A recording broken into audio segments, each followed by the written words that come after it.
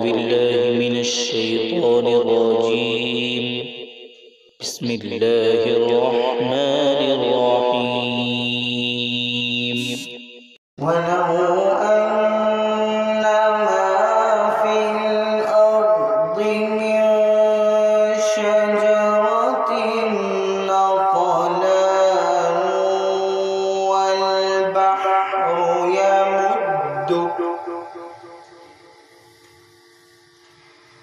والبحر يمده من بعده سبعة أبحر ما نفدت كلمات الله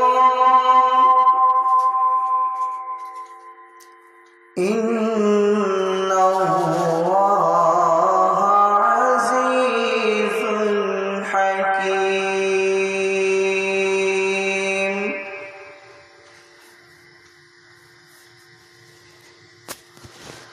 ما خلقكم ولا بعثكم إلا كنفس واحدة إن الله سميع بصير.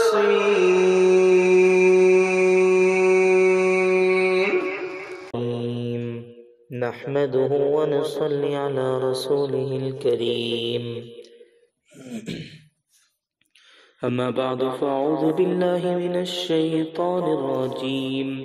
بسم الله الرحمن الرحيم. شهر رمضان الذي أنزل فيه القرآن هدى للناس وبينات من الهدى والفرقان. صدق الله العظیم. محترم دوستو اور عزیز بھائیو، قرآن کریم کو اس مہینے کے ساتھ بڑا ہی لگاؤ ہے، کیونکہ قرآن کریم آسمان دنیا پر لوح محفوظ سے اسی مہینے میں نازل ہوا، اور آسمانی کتابیں اکثر اسی مہینے میں اتاری گئیں، لہذا اس مہینے کو قرآن کریم اور کتاب اللہ کے ساتھ بڑا گہرا تعلق ہے۔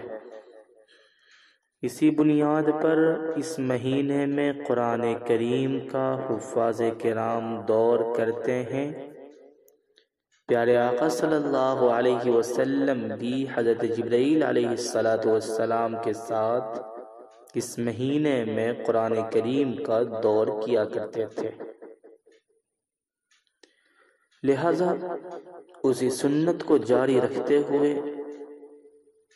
قرآن کریم کا دور تراویح میں کیا جاتا ہے۔ تراویح کا ثبوت اور تراویح کا ثواب یہ ایک الگ سنت ہے، اور قرآن کریم کا مکمل سننا یہ ایک الگ سنت ہے۔ اگر کسی نے قرآن کریم رمضان المبارک میں تراویح میں سن لیا تو گویا اس نے دو سنتوں کو جمع کر لیا، اور جو قرآن کریم تراویح میں نہ سن سکا، صرف اس نے تراویح کی نماز پڑھی،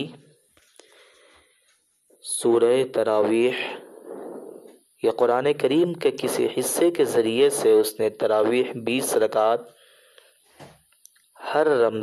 ہر روزے میں پڑھی، تو اس نے ایک سنت کو ضرور پایا ہے۔ لہذا تراویح میں ختم قرآن کے متعلق چند باتیں آپ حضرات کے سامنے عرض کر دوں۔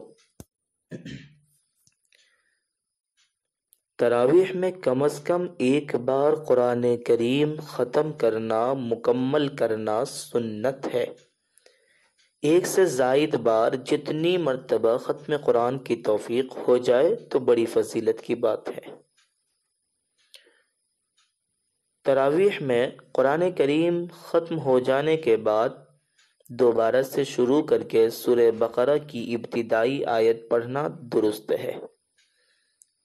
یہ ختم قرآن کا بہترین طریقہ اور یہ متعدد حضرات اکابر اہل علم کا معمول بھی رہا ہے، اور اس کی وجہ یہ ہے کہ قرآن کریم کی تلاوت ایسا عمل ہے کہ ایک بار قرآن ختم ہو جانے کے بعد دوبارہ شروع کرنا چاہیے، کیونکہ اس کی تلاوت سدا جاری رہنی چاہیے۔ گویا اس سے اشارہ اس بات کی طرف ہے ہم نے قرآن کریم ختم کر کے دوبارہ شروع کر لیا ہے، اور یہی قرآن کی عظمت کا تقاضا ہے۔ البتہ اس کو ضروری قرار دینا درست نہیں۔ اگر کوئی شخص یہ ابتدائی آیات نہ پڑھے تو اس میں کوئی حرج نہیں، اور ایسا شخص ہرگز قابل ملامت نہیں۔ تراویح میں ختم قرآن کے دوران اگر کوئی آیت چھوٹ جائے تو اسے بعد کی کسی تراویح میں پڑھ لی جائے۔ اس کا طریقہ یہ ہے کہ پہلے یہ چھوٹ جانے والی آیت پڑھی جائے، پھر معمول کے مطابق تلاوت جاری رکھی جائے۔ لیکن اگر ختم قرآن ہو جانے کے بعد یاد آ جائے تو ایسی صورت میں ختم قرآن کے بعد کسی بھی تراویح میں وہ آیت پڑھ لی جائے، اس طرح بھی ختم مکمل شمار ہوگا انشاءاللہ۔ آج ہمارے درمیان ایک چیز ہے کہ قرآن کریم کے ختم قرآن پر پانی دم کرایا جاتا ہے۔ ختم قرآن کے موقع پر پانی وغیرہ پر دم کرنا جائز ہے، البتہ اس کو ضروری نہ سمجھا جائے اور مسجد کے آداب کا بھی خیال رکھا جائے۔ ایک سب سے اہم بات یہ ہے کہ ختم قرآن کے موقع پر دعائیں قبول ہوتی ہے، اس لیے دعاؤں کا خصوصی اہتمام کرنا چاہیے۔ ایک سوال ہے کہ ختم قرآن پر مٹھائی تقسیم کرنے کا کیا حکم ہے؟ تو بڑا اہم مسئلہ ہے، غور سے سماعت فرمائیں کہ ختم قرآن کے موقع پر دلی خوشی کے ساتھ شرعی حدود کا خیال رکھتے ہوئے مٹھائی تقسیم کرنا جائز ہے، البتہ اس کو سنت یہ ضروری نہ سمجھا جائے، اس کے لیے زبردستی چندہ نہ کیا جائے اور مسجد کے آداب کا خصوصی خیال رکھا جائے۔ بصورت دیگر اس سے اجتناب کرنا ضروری ہے۔ تراویح کی جو رکعات فاسد ہو جائیں تو اس میں پڑھا گیا قرآن دوبارہ دہرایا جائے گا۔ تراویح میں رکوع کا انتظار کرنے کا حکم۔ ایک شخص جماعت کے وقت بیٹھا رہتا ہے اور جب امام رکوع میں جانے لگتے ہیں تو وہ جلدی سے نماز میں شامل ہو جاتا ہے، تو واضح رہے کہ اس کا یہ عمل مکروہ ہے اور ایسا شخص ختم قرآن کی دولت سے محروم ہے، کیونکہ تراویح میں قرآن کریم ختم